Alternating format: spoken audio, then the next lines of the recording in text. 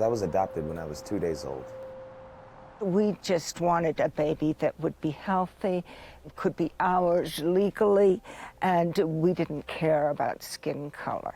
I never really had the ability to distinguish my skin color and how my skin color was different from other folks around me, even my parents. When you're Caucasian parents, you may go into it thinking on some level that you understand the concept of color blindness. And superficially, we were terrific, but we didn't understand what it's like to be black in America, what it's like to grow up in a transracial family. What did you want to do when you were a kid? There was a time, actually, I wanted to be a police officer, and I was one for Halloween. Alex Landau's attitude about police changed in January 2009. He was 19 and about to start a new semester at community college in Denver, Colorado. Late one evening, he and a friend decided to go get burgers. When police pulled over their car for an alleged illegal left turn, trouble escalated quickly.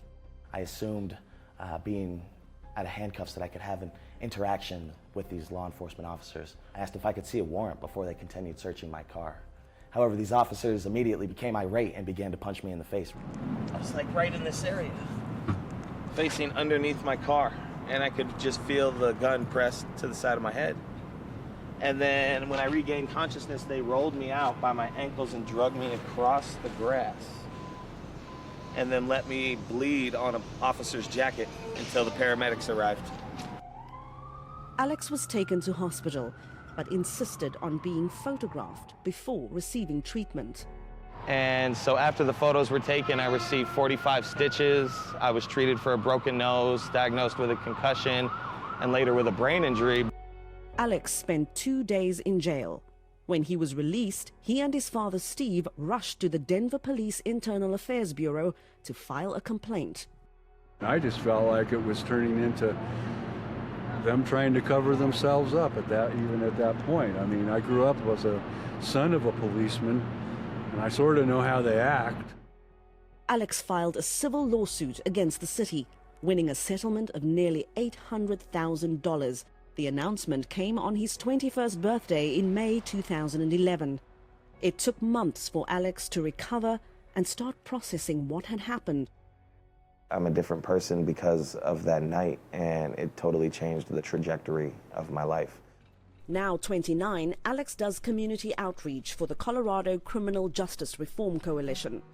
He also leads criminal justice workshops at high schools and his former college. Alex recounts how he was racially profiled by police and later won a settlement. But he makes this point. Money has nothing to do with justice. You cannot ever put a number, a monetary number, on what your life is worth, what my life is worth.